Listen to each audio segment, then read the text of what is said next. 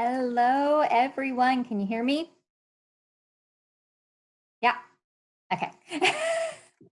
um, so thank you for joining and welcome to GLI's COVID resource. I'm Rebecca Wood, the COO and Vice President of Investor Development of Greater Louisville, Inc., which is your Metro Chamber of Commerce.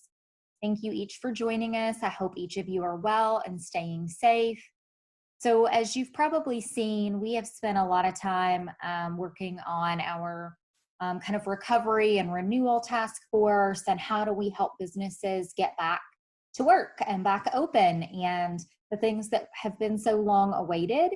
And so one of the really important things that has come to light for us is looking at consumer confidence and for each of us to feel good about going out and visiting places and eating and wanting to know if they're following the guidelines, which is why today's discussion and platform has become front of mind for us at GLI.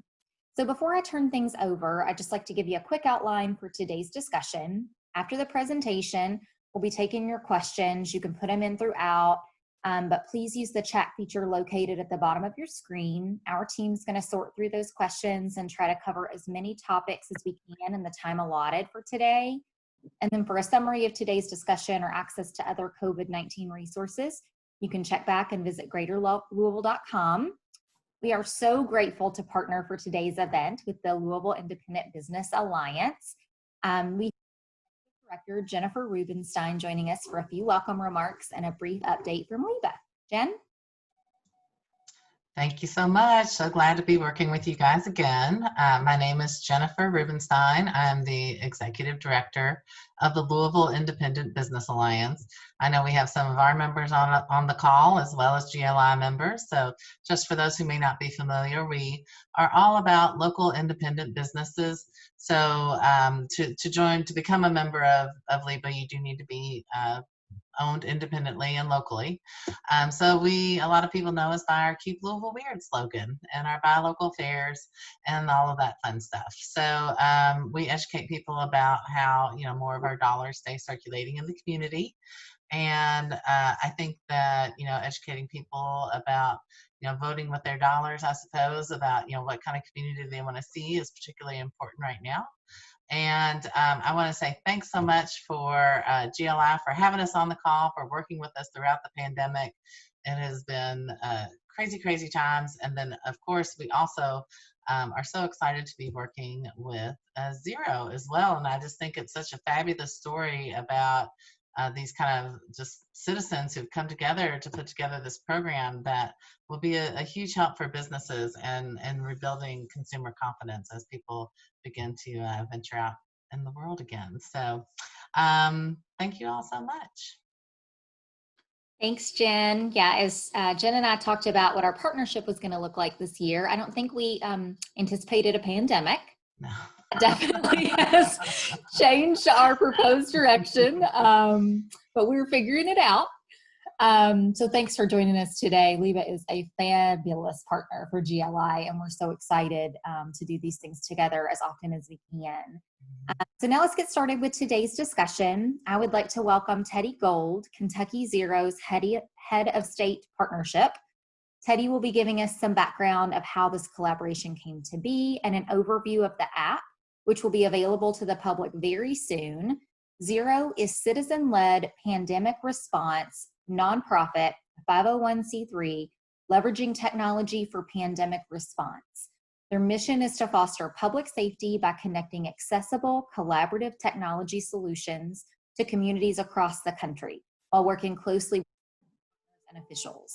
We're super excited to have these influential partners in Louisville and with this innovation happening right here in our city. So with that, Teddy, I'm going to pass it over to you.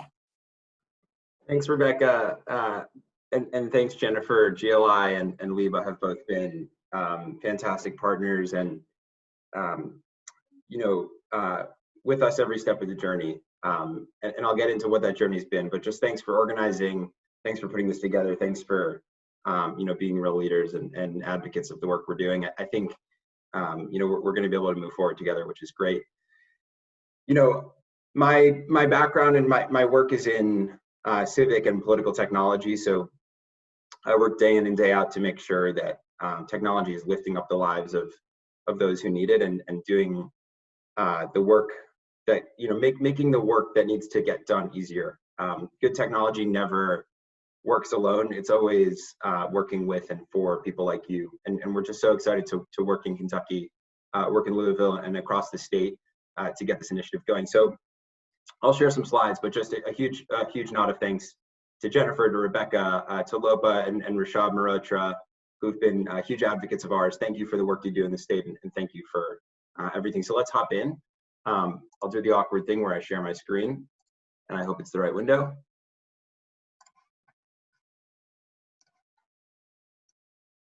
Great.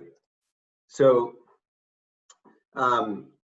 like Rebecca said, Zero is a citizen-led response to this pandemic. So, when the news started breaking about what was going on, and there was a real sense of hopelessness that sort of echoed and reverberated through, I think, a lot of the news cycle and a lot of our daily lives, right? A ton of uncertainty around what the world is going to look like, and how we can interact with the lives that we know and love. And what are we going to do, right? How do we keep community safe, and how do we keep each other safe so we don't have to view each other as potentially dangerous, but instead, we can go out into the world with confidence and with the tools we need. So when the pandemic hit, a bunch of us in Silicon Valley, folks involved in building software and working with governments, came together to put our heads together and said, what can we do? And why don't we help businesses reopen, right? Why don't we help the core of the economy, small businesses, small and medium-sized businesses? Why don't we help them publicize the safety measures they're taking to help consumers like myself have confidence about going back into stores, and going back about their normal routine with some version of confidence, some level of confidence, that people are thinking about this and taking this stuff seriously. So, like Rebecca said, we're a nonprofit, we're citizen-led, to date a volunteer effort, which has been amazing to see from an organizational standpoint, to see what folks can do when they put their heads around something like this. So our mission's simple. We want to help spread the COVID-19 to save lives, help reopen society and keep people safe, and protect privacy. So those are our three founding principles, and they've been with us every step of the way. So what is Zero, besides all this fluffy talk? We're a team of people, right? All citizen-led, fully volunteer. I'm not going to go through everyone on this slide, but the point of it is there's a lot of people from a lot of high achieving and successful technology organizations that have come together. Folks that do data, privacy, analytics, public health at a really high level have come together to build this organization. And we're guided by a group of really high level and engaged advisors, both on the business, technology, and venture side. So folks like Neil Blumenthal, who founded Warby Parker, and Aaron Rasmussen, who founded Masterclass. Those folks advise us on the technology side. And on the public health side, we're really lucky to have built this panel of epidemiologists who vet the work we're doing to make sure that local businesses like you, the practices they're taking are up to date with the local and latest standards, right? Because I think there's this tremendous sense of being overwhelmed by safety practices, whether it's from the CDC or OSHA or from a trade association or from a state government. There's all these regulations coming in. And what we've done is we've taken all those regulations to consider on our app. And second, we've run it through this panel of epidemiologists to create the backbone and the scientific basis for the work we're doing. So beyond that, the core of our application is safety scoring, right? Like I said, this group came together when the pandemic hit to give businesses the wherewithal and the capacity and the resources to publicize in a simple, effective way the resources and the steps they're taking to keep consumers and their own employees safe. So we've come up with this product called Safety Scoring, and I'll just walk you through sort of the basic logic and sort of onboarding flows of what safety scoring can do. And to back up a step, Zero is a national-wide effort. We're hoping to partner in all 50 states with business associations like LIBA and GLI, with businesses, with professional service businesses, home services businesses, small chains. We're hoping to populate a map, like a Yelp of the states, with every business and the steps that they're taking to keep people safe. And the reason we like to partner with GLI and LIBA, first, they've been incredible pilot partners of ours. So Zero is looking to go live nationally in just a couple of weeks. And we're viewing Louisville as a great place to pilot our initiative. So I'm going to show you the app today. We'll be live in the App Store in just a few weeks. And I encourage you all to stay closely tuned to email announcements for when we do open this up live for businesses. It'll be coming shortly, and you all can be great advocates of the work we're doing. So, coming shortly, open to feedback. Would love, as we share this with you all, this is just one approach to doing things. Would love your feedback, your input, how you can get involved. I'll share my email at the end of this, and Jennifer and Rebecca have it as well. So anyway, here's our first product, safety scoring.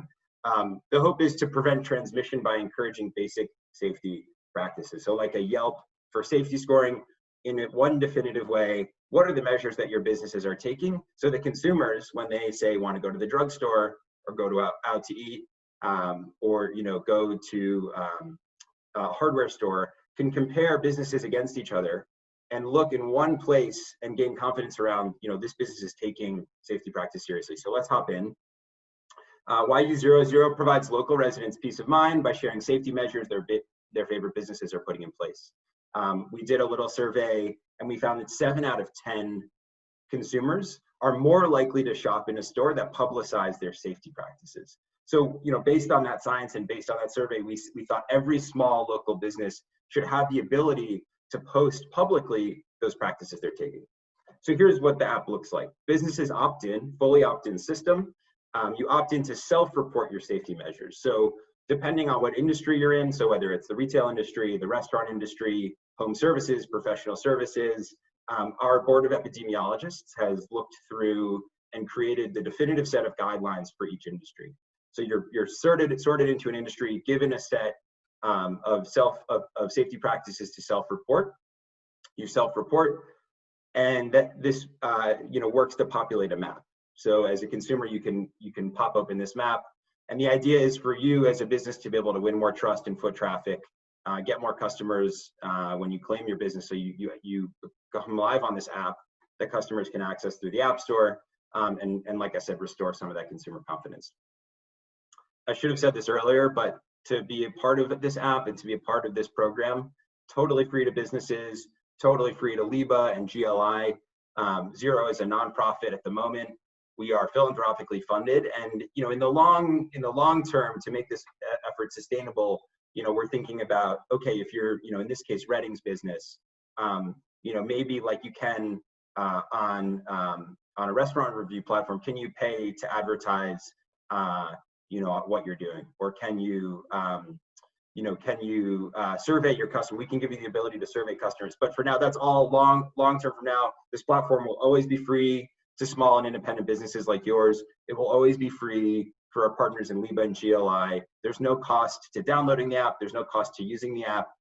Like I said, this is a citizen-led effort. It's a public service effort. We're here to uplift the local business voices and give you all a way to publicize the work you're doing. So that should preface everything that we're saying. Another great piece about this app is you can keep your customers up to date, right? So as regulations change, as the pandemic seems to change every day with this, tornado of a news cycle, you should be able to stay up to date too and keep your businesses up to speed on what you're doing. So if you added a safety measure, now you're encouraging your employees to take time off if they're feeling under the weather. That's a safety practice. You can push notification to the folks on Zero to say, hey, in the previous case, the folks at Redding's have implemented a new safety measure. So a way to keep up with your customers. The core of our safety review system is the ability for small and local businesses, like those involved with LIBA, GLI, to publicize the safety measures they're taking, right? Masks, sneeze guards, social distancing regulations, sick leave for employees, getting that information to the public. And what we found really interesting and thought really long and hard about, engaging epidemiology boards and our technology advisory board, is how can we crowdsource this information so that consumers, as they come into your business, can have some feedback mechanism to say, you know what, I went to Redding's and I didn't see all the employees wearing masks. We wanted to balance that need for a crowdsourced capability with, the potential, the really potential safety risks here, and, ensuring that customers don't have the ability to, say they didn't like they didn't have a good experience in your business, to go in and give you negative marks like they would if you had a bad hamburger, for example. So we came up with this really interesting system where users can report inaccuracies or what they view as inaccuracies of your self-reported safety standards, but those inaccuracies will not hit the public, right? So you won't say, there's no place for a consumer to get on and say, I didn't see anyone wearing masks at Redding's business. Instead, they can flag an inconsistency. We on the back end monitor what's going on. We have a combination of algorithm and sort of human view. We'll monitor if there's consistent inconsistencies with what businesses are reporting and what consumers are seeing, and we'll trigger a review process with the business. But unlike Yelp, consumers do not have the unfettered ability and the free ability to post what they like and don't like about your business. This is a place for you to publicize to consumers what you're doing, not a place for consumers to criticize, critique, or comment, though they do have the very important ability to say to us on the back end, even though Redding's, for example, said they were using safety practices like masks, for example, we don't see that being done. And on the Zero team, we have a review process and a review board that will then reach out in an automated way to businesses and say, hey, we've noticed some inconsistencies on your side.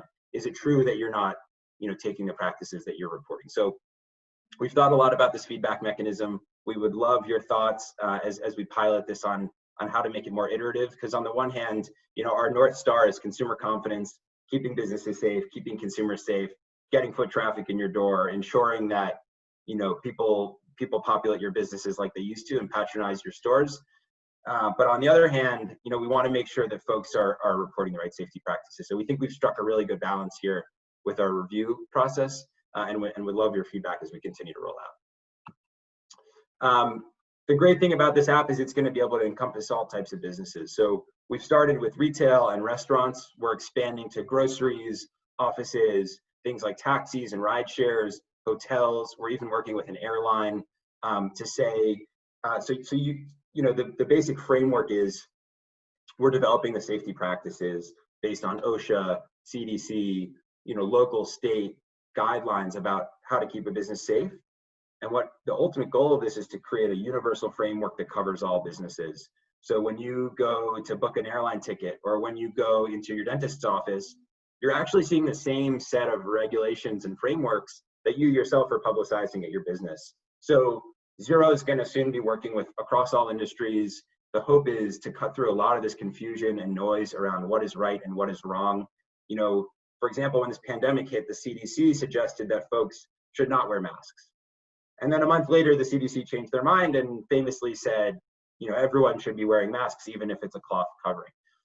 It's our job at Zero to ingest these type of changes and create the universal framework that businesses like you don't have to go onto the CDC website or tune into cable news at night to figure out what's going on. We're taking care of that for you with a panel of epidemiologists and folks working with state and local government. So the hope is we'll be cross-industry, and we're well on our way to do that. And I'd say what's relevant for the folks on this call is, we're ready to rock and roll in just probably 2 or 3 weeks with retail, restaurant, and grocery, and the sort of types of folks in and around GLI and LEBA. So here's what the app looks like. It's soon to be live. So from the consumer side, you pull up your app, and on the left you can say, I'd like to go to a pharmacy, and by filtering through pharmacy, you can see the number of safety scores out of the recommended set of safety scores that business is taking. So you can see in this case, the Westchester Compounding Pharmacy is taking 7 out of 7 recommended safety measures, whereas the Value Drugs is only taking 3 out of 7. And the hope is, and what we've actually observed in pilot programs, is that consumers are more likely to populate and to visit the businesses that publicize the safety practices they're taking, and using this as an encouragement for businesses to follow, what we've collected as sort of the go-to guidelines. So again, you have maps. You can sort of look at a glance on the right here, and in the third screenshot, you can look at a glance in what what's going on in your community. This is live. We're piloting this program in New York, in one of the hardest hit communities in New York right now. And then this last screen you see on the right is this verification process I've been talking about. So, after you visit a business, you can pop on the app and say, did you see employees wearing face coverings? Not that this populates directly into the consumer view of the app, not that this comes up on the map. This will just trigger a review on the back end to say, hey, maybe there's an inconsistency with what's being published and what's being observed. Here's what that verification process looks like. just a sample of users being able to verify safety measures being taken. And I'll pause here. I just spent 10 or so minutes talking about what the app looks like from the consumer side. Again, noting this is free for businesses, free for GLI, free for LIBA. We're a bunch of volunteers. No one's looking to make a dollar in helping to reopen the economy. We're just so excited to be working with groups like you. And what's at the core of this is the ability for businesses to easily claim what they're doing, and for businesses to be able to easily and accurately reflect those safety practices. So we've put a lot of time and engineering thought into this business onboarding portal, which I'll share with you now. And what the business onboarding portal does is it allows businesses like you on a desktop or even through the app, once we go live, it allows you the ability to log in and claim a business like you would on, call it Google Maps. And then once you've claimed a business, go through the safety scoring. So I'll spend just a few minutes going through the flows from a business perspective, from your shoes, what this looks like and what it feels like, and how to keep yourself up to date with safety scoring. So you'll likely be sent a link to access this page, but it'll also be live in just a few weeks. This is what we call the business onboarding portal. So, give your consumers confidence. You can search your business by name. We've scraped Google Maps of the entire country. So we've got all businesses on Google Maps pre-populated. Say you're CVS, you click into CVS, you find the correct address. You register, you make a username, password like you're used to. We do a verification process to ensure that folks, a bad actor, say, can't claim your business, or your competitor across the street can't claim your business. So we'll actually do a verification call, an automated verification call into the number that you've posted on Google Maps. And if you don't have a number associated with your listing on Google Maps, for example, we've got a process in place to get around this and talk to a support agent on our team. So we use a phone verification process, which is standard in the industry. Enter a verification code, and now you're in. So you've claimed your business as CVS Pharmacy, and now you'll complete a brief survey that populates the safety practices that we talked about earlier. So you require employees to wear face coverings. It gives you the reason on why, what and why. Again, these are pulled from CDC regulations, pulled from OSHA regulations. We work with large industry groups to figure out, industry vertical by industry vertical. So retail or restaurant or home services or professional services. The goal is to build specific safety scores for each industry, because obviously the needs of, say, a home service company are much different than that of a pizza joint. So you'll be sorted by business type and given the safety scores relevant to that. So you'll go through the survey, you'll check which of these practices your business is taking. And eventually, just to buzz through, you will be entered in a map that looks like this. So that's the meat and potatoes of our application. We're really excited to partner with GLI and LIBA. Again, free to businesses, free to GLI, free to LIBA, free to trade associations. The idea here is very simple, right? 7 out of 10 consumers say they're more likely to shop in a place, in a retail location, in a physical location that publicizes the safety practices they're taking. It's our job to make that super easy for you. So, down the road, you'll be able to post a poster in your front window. You'll do a window stick. You'll be able to, advertise that you're working on zero. And instead of, printing out sheets of paper and emailing your list and posting on Facebook about what you're doing, you're gonna have one centralized repository to be able to publicize out to consumers in Louisville and across Kentucky the safety practices you're taking to keep consumers safe. So with that, this is really the basics of Zero. I can get into any details folks are interested on this call, but grateful for the opportunity to present and grateful for the partnership with folks on this call.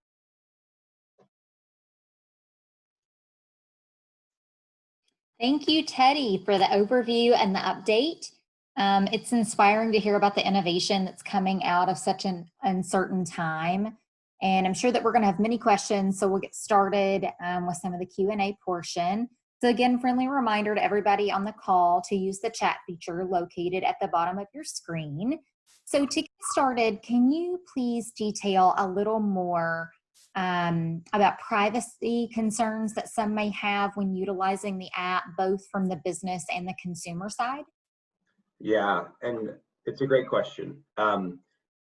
Privacy is something we take very seriously. It's, anytime you're dealing in public health or pandemic response, I think it's paramount to ensure that both businesses feel that, they're not giving away important trade secrets or data, and for consumers to feel that, they're not being tracked or followed or watched, and the data is not being monetized. We're not selling this data. So I'll take them in two parts, right? First, on the business side, we follow the strictest data security standards that exist in the industry. So GDPR, CCPA are the sort of governing bodies and governing pieces of legislation. Actually, we follow data privacy standards that have been set out in Europe that are actually well ahead of what's going on in the States. And we conform to California's latest standards, which basically say, consumers should be able to own their data and businesses should be able to own their data. It's a very simple standard. So on the business side, the data you're entered, obviously you're entering into a public repository and a public database. So, the information that you enter will be made public.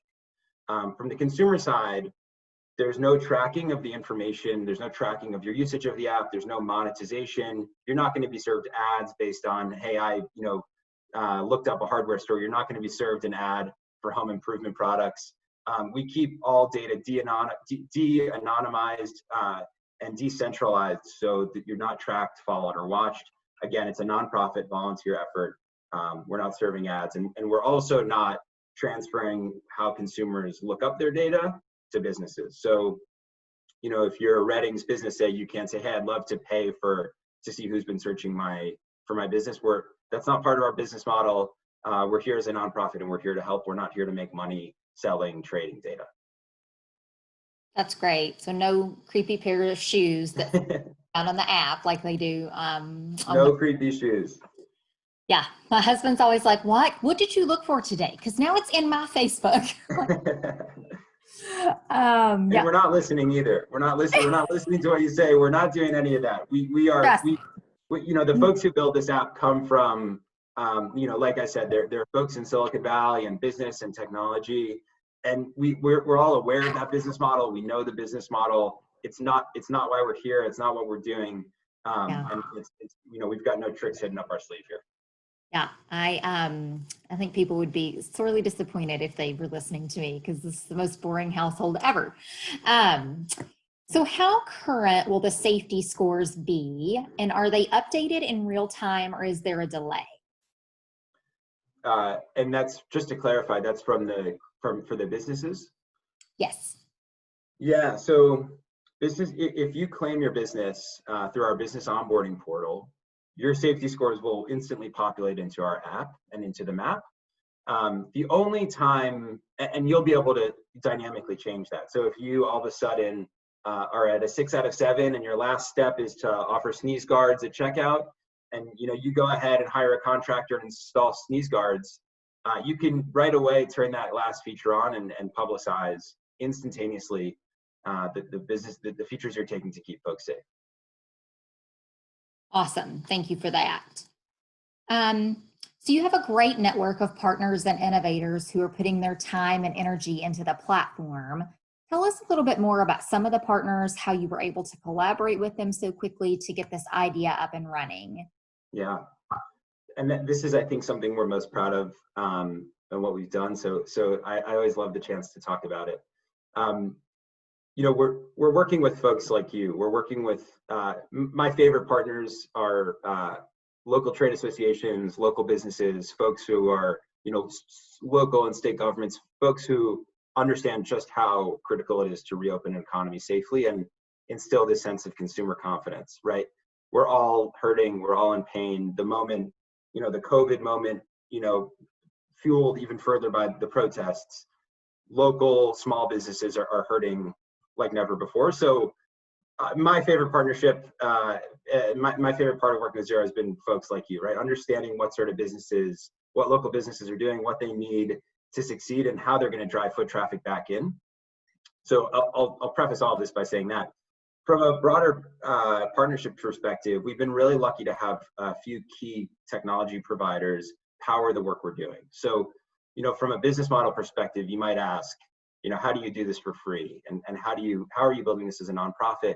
How is it possible that a bunch of volunteers get together to build something like this? The answer is some really generous partnerships with folks like Foursquare and TaskUs. So I'll talk about these two as really good examples. Foursquare, as you might remember, is sort of like a version of Yelp. It's an ability to see what's going on at certain businesses, see what restaurants are offering, see what the experience might be at a local museum. And the folks at Foursquare were donated essentially a full business directory of the United States. So we have populated on our back end, which is typically pretty expensive for a group like us to do. We've been donated all the business listings across the states, so that when you go to type in your business location, whether you're a Foursquare business or not, you can we have stuff like your phone number, your address, your type of business listing. That's work that they do on their back end to keep clean, and work we've been really lucky to partner with them on sort of an active directory of all businesses in the States. So that's one piece. The second piece is a group called TaskUs. It's essentially a call center that's distributed across the United States. They're the folks that do our support. They're trained up on the platform. They're trained up on our mission. They're mission aligned. They're in on the volunteer nonprofit piece. And they've been really generous to lend some really professional support. So if you run into an issue as we launch this application, if you run into an issue with verifying your business, or you see a bug in the application, all technology has its kinks to iron out. We've got a dedicated full-time support team staffing phones and email lines. And that's been a partnership with a company called TaskUs. So between the trade associations and folks like you, TaskUs manning our support lines, and Foursquare giving us an active directory of all businesses in the States, we just feel like the universe has aligned both on the sort of running a business side and partnering locally to make this thing a success. Well, you also had Lopa, who was willing to drive this forward, and she has her camera turned off, but I'm going to ask her if she wants to turn her camera on for a quick second. So these are the brains, and no, don't scoot out of there, other half. Get back in there. So for those of you that have not met these two wonderful people, this is kind of the driving force and the brains behind this. So I wanted to give you two a chance, since you were on the call, to just kind of talk about why Louisville, and why this was a passion project, and why this was so important for you personally, because I think that's really important for people to understand. Yeah, thanks for the opportunity to share Zero with all of you. And we're just so grateful that LIBA and GLI would be on board with this notion from the very beginning, really from the first call. Rishabh and I are just like everybody else on the call. We are entrepreneurs. We are passionate about our city. We're passionate about local businesses. And when the pandemic hit, we knew that it was our social responsibility to follow all the rules. And we also took on the social responsibility of helping the economy open safely again. And so we opened our Rolodex and started calling friends and colleagues all over the country, including some very close friends in the venture capital world in Silicon Valley, and got connected to the people at Zero, who, like us, are citizens who had capacities and networks and wanted to do something rather than sit on our hands and wait for somebody to do something for us. So we were thrilled to learn about their technology, and we realized that it was a middle way. So yes, vaccines are coming, but we can't wait for vaccines to come to start opening up the economy again. And yes, clinical trials are so important. And we know that clinical trials are also going to take time to do the important work that they'll be doing. And we found that with Zero, it gave businesses and consumers a way to be empowered daily through their choices and by sharing information transparently. And when we saw how simple it could be for everybody to work together to create that middle way, we decided to do everything we could to bring it to Louisville. Do you want to add? I think that's great. The only thing I'd add is for businesses, if we're left with the choice of an on and off button, that's not good for the economy. That's not good for, safety either. And so our kind of goal in this is, save lives, save livelihood. And we realize that it's, it's something that we must help out and do, because there's no other help coming. And we've been very fortunate to work with, GLI and LIBA. And I also just want to mention the mayor and Louisville Forward has done just a great job in introducing us and supporting us. So I think this is sort of for the people, by the people, and we're happy to be doing our little part in trying to help out the community. Awesome. Thank you, guys. Sorry to put you on the spot there, but I couldn't not. So I'm sure Jen probably felt the same way I did. You guys are so passionate when you talk about this, and we live in that passion world that we were like, yeah, I don't know what you're doing, but I'm on board. Let's go. So thank you for that. I've got another question in the chat. So back to you, Teddy. With a lot of businesses doing remote work and adjusted office hours, are there other ways to claim your business besides the number listed on Google? Yeah, and great question. It's funny, when we set out to do this, we have an idea of, what, you dream up a concept for a business onboarding experience, for example, and you think you get it right, and you don't realize that, of course, it's COVID. No one's working in offices anymore, or some folks are, but some folks aren't. And we have to be able to, part of our biggest challenge has been capturing all those edge cases. Like, what if you're not at your office to pick up your phone? So, like I said, we've got this great support group. And in the next iteration of our application, which will be the one that launches live, there'll be a way to claim your business where you can just call up someone who's staffing a support line, or email, if you'd like, to someone who's staffing a support inbox, and you can do a verification just by calling into us, or doing a simple email verification. So good question, and those little issues are always going to come up and are top of mind to make this accessible for not just the folks who are standing at their restaurant ready to get this live, but folks who are at home and folks who don't maybe even have a business line listed. So good question, and we'll be running into issues like that a lot. Awesome. Thank you for that. So what happens to this app after COVID? Do you anticipate this app evolving into other facets of life, or where does it go after? Because there is life after COVID, I swear. I think there's definitely life after COVID, and I am a cheerleader for that life. It's why I've devoted my time to this effort, and other efforts like a contact tracing effort, and helping state, local, and even the federal government get this right, because it's hard, it's complicated, and the truth is, the news or your Facebook feed or your friends want to say this is black and white, but it's not. And COVID's complicated, and pandemic response is hard. So, we're trying to make that a little easier. The truth is, COVID's not going anywhere for at least a couple months, and that's something we have to deal with. So this app is purpose built for the moment, but the hope is to allow this app to be the place where businesses can publish the safety practices they're doing in any event. So, we hope that pandemics are few and far between, but to have the infrastructure built and the muscle ready, so that say something crops up in a year or 2 years, or there's a second wave of COVID, that businesses don't have to scramble, and there's a home you can go to say, Zero is the place that we publish the safety practices that we're taking to keep consumers in the know. And you can see this evolving, and we've thought about evolving. Is your business open because there might be protests in the streets? Is there a natural disaster event that you want to publicize what's going on? Is there even is there a parade going on that day, and you want to be able to tell folks, hey, we're open during the parade? In brighter times, you can see this sort of business to consumer communication pipeline to be open. And the truth is, in places like Google Maps, for example, or Yelp, those are really focused on really narrow use cases. Are you open? What are your hours? And reviews. We take a slightly different view of the world, a slightly more business-friendly view, which is to say, hey, you should be able to publicize to the folks in your community what's going on, why it's going on, and what your latest stance on it. So whether it's the next pandemic, a natural disaster, a parade coming down Main Street, we want you to be able to communicate to the folks who keep you all in business what you're doing and why you're doing it, and we'll be there with you every step of the way, so that come parade time, if you want to say, hey, we've changed our operating hours, but we've got a booth, we've got a booth on 3rd Street. We want to be there to create the framework and the architecture for you to do that. So we're here to stay, whether it's pandemic response, like I said, natural disaster, or even hopefully brighter times when we're parading through the streets.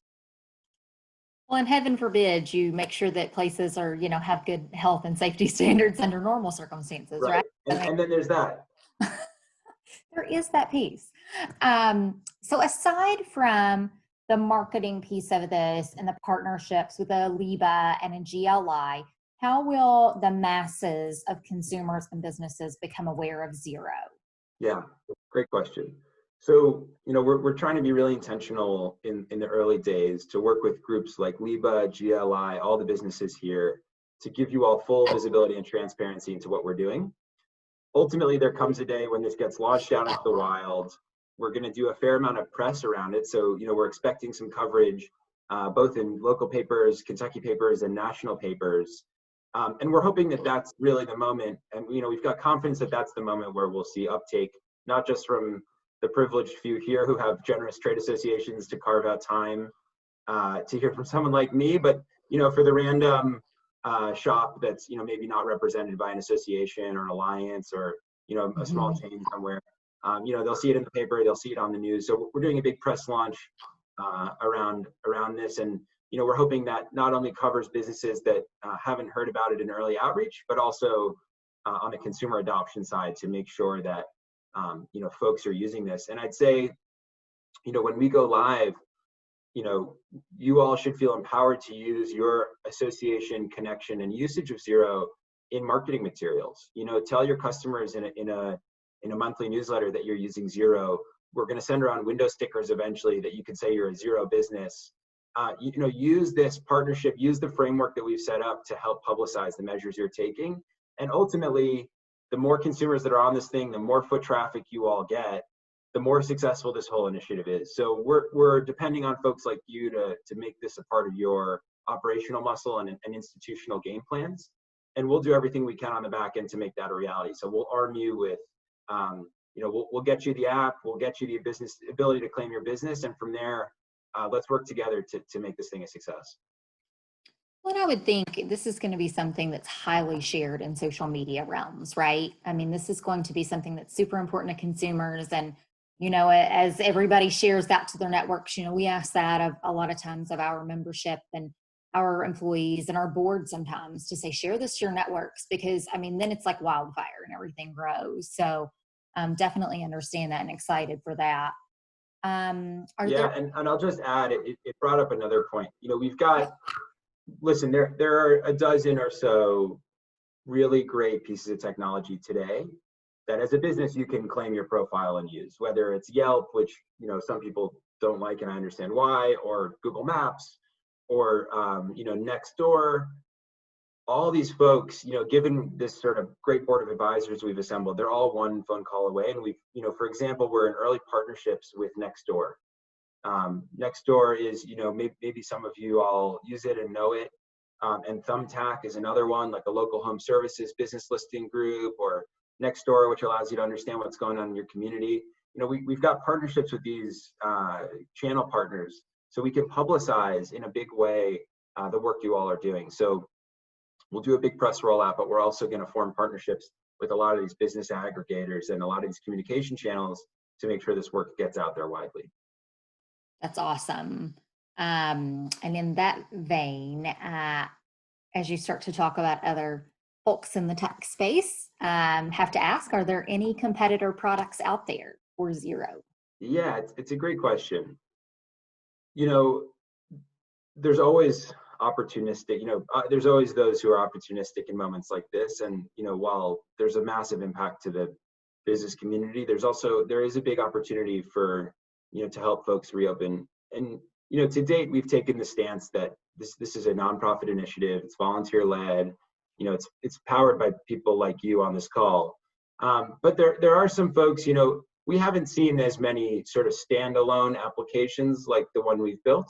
We have seen, around the edges, some of the existing folks incorporate some of the safety scoring into their platform. So, for example, Google Maps. On Google Maps, you can now indicate whether or not you offer senior citizen hours, say for grocery stores. So if you're open early for seniors only to come in the morning, we think that's a great first step, but it's not sufficient to publicize your full safety suite. So, some of the existing players have poked their head in the door, but nothing, nothing like a standalone app like Zero. Awesome. Next question. Can you elaborate more about the safety framework that you mentioned and how things like the CDC recommendations are going to be updated on the app?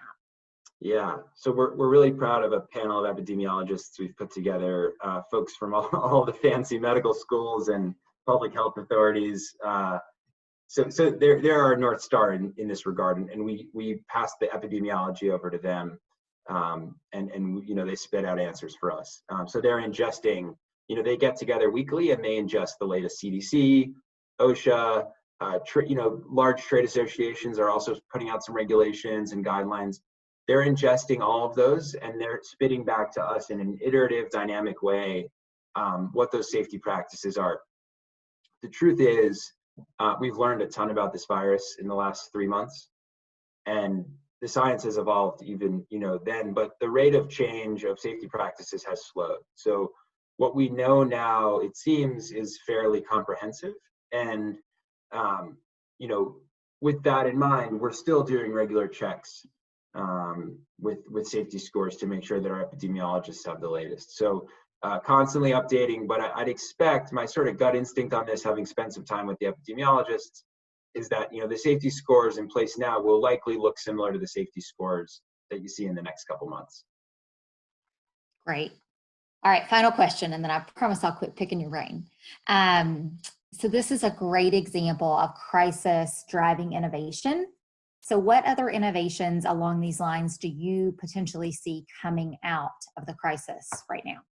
Yeah, I mean, it's tremendous to see the response to this crisis. I mean, even just, when it hit, watching folks take social distancing regulations seriously and mask wearing requirements seriously, that's inspiring. And to me, as someone involved in politics and civic technology, to see folks, gathering around the safety of the masses is important, and it makes me feel confident about the future. There's a couple other discrete pieces of technology that are going to be really helpful for this type of pandemic response. And the first that comes to mind is contact tracing. So it's something you've heard about. It's one of those words that, I don't know, gets thrown around in the news as maybe one of the answers to this problem, but some amazing work coming out of academic settings, places like MIT and Stanford, thinking about how contact tracing can be used to help mitigate the spread. So simply put, contact tracing is an ability for your phone to quietly be chirping all the other phones around it at any moment in an anonymous, privacy-preserving way, so that, God forbid you come down with the virus, you can quickly look through your phone and your phone will actually automatically ping those who have been affected in an anonymous way. So, if Rebecca and I were in the same restaurant and God forbid I came down with the virus and found out 2 days later, my phone can anonymously ping Rebecca's to say, hey, you might have been exposed to someone who had the virus. It won't tell you when, it won't tell you who, but it can give you some level of, you should consider quarantine or not. So to me, contact tracing is this incredible new innovation. It'll be key to opening up really large events like sporting events and conferences. We're watching that closely, and there's folks in our organization at Zero who are building a contact tracing tool also. So we'll watch for that, and we'll watch for ways to keep businesses safe, and we'll watch and keep you all updated on ways to keep businesses safe and ways just to get back to normal. Awesome. Thank you for that. And thank you for letting me pick your brain so much. Anytime. Yeah, I appreciate it. And thanks to everybody on the call. We are all in this together. As the voice of your business community, GLI continues to support you during this critical time with the latest news on legislative issues and their impact on your business, and resources like Zero that are available to help you and your employees get through this crisis. We are working hard to plan for how our community is going to prepare for a time after COVID-19. And yes, I think there is one. For a summary of today's discussion or access to other resources, please check back and visit greaterlouisville.com. You're also going to receive a survey later today. We really invite your feedback. It helps us to think about content that you want to see. and hear from us on. And a recording of today's meeting is also going to be available within that email. So if you want to share this really cool platform that is coming with someone that couldn't make it on the call today, feel free to forward that along to your networks. We hope you can join us at our next webinar, which is Caffeine in Quarantine, tomorrow, June 9th from 9:30 to 10:30. We're partnering for this event with Wipe House specifically for a conversation with Louisville's young professionals. So it should be a great event. You can register on our website. Please stay safe and well, and everybody have a great day. Thanks to Liba, thanks to Zero, and thanks to everybody for being on here with us.